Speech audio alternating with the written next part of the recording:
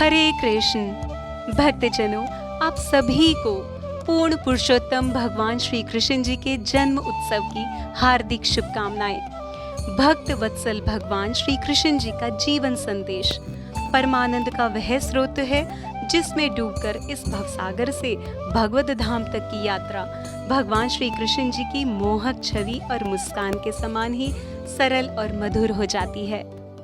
इस जीवन यात्रा को आनंद से भरने के अनेकों उदाहरण हमें भगवान श्री कृष्ण जी के जीवन से मिलते हैं।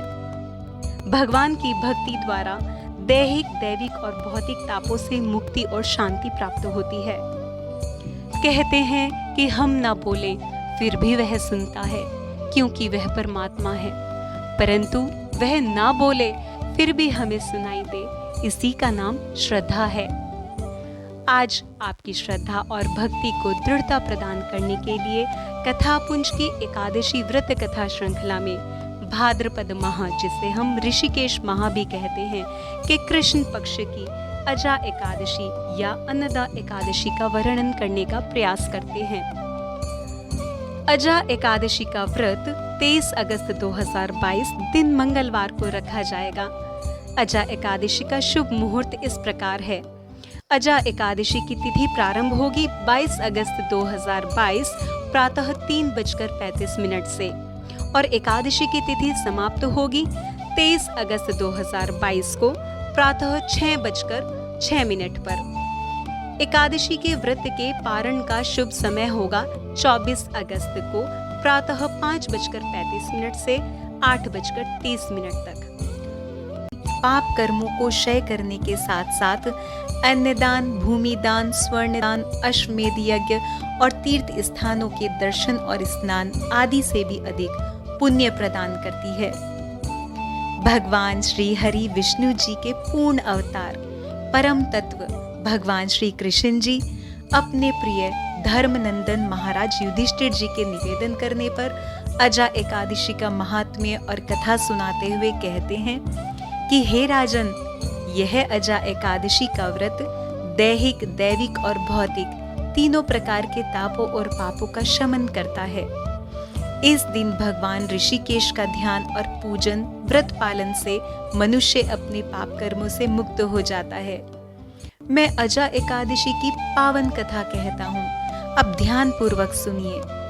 यह कथा है त्रेता युग की, जिसमें इक्ष्वाकु वंश के गौरव चक्रवर्ती सम्राट महाराज हरिश्चंद्र अपनी सत्य प्रियता और कर्तव्य निष्ठा से समस्त विश्व में अपनी कीर्ति फैला रहे थे।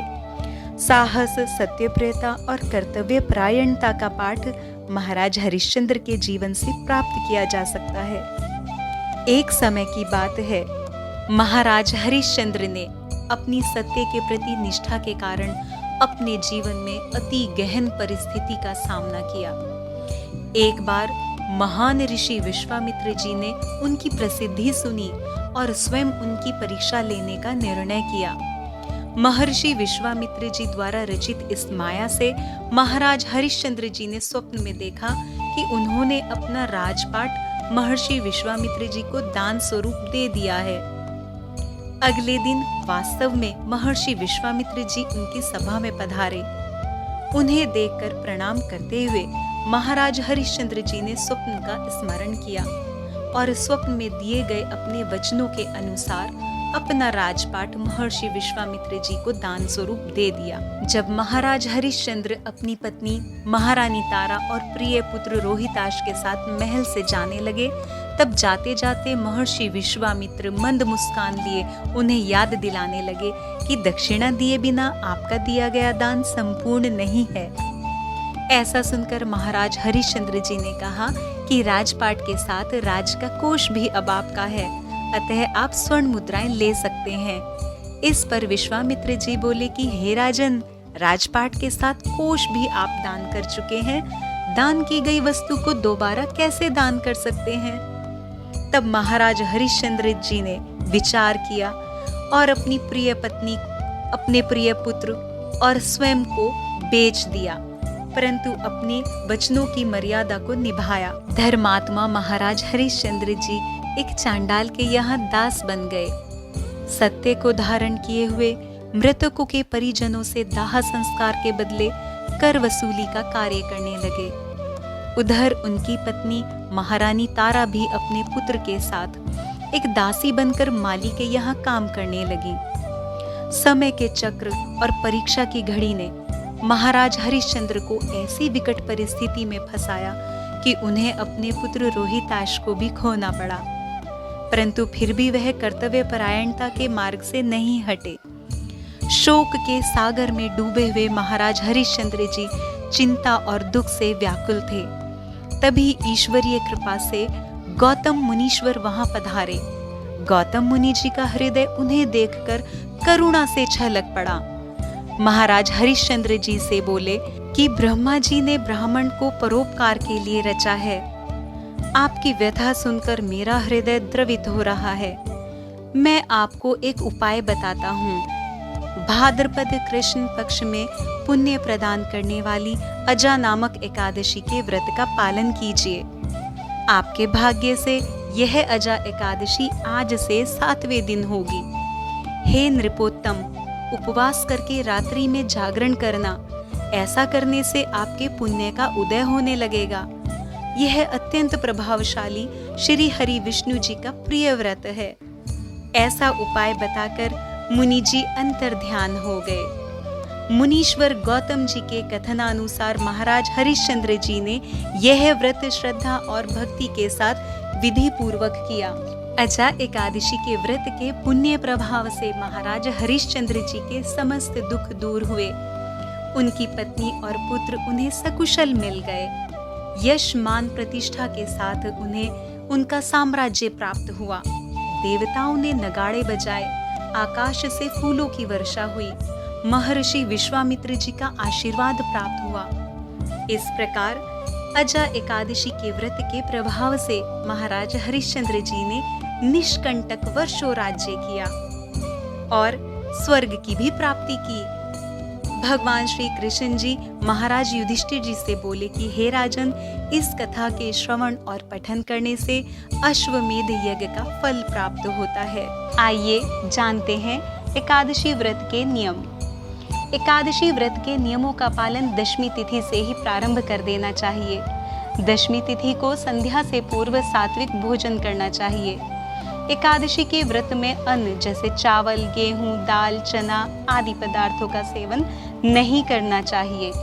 किसी भी प्रकार का प्याज लहसुन से युक्त भोजन नहीं करना चाहिए।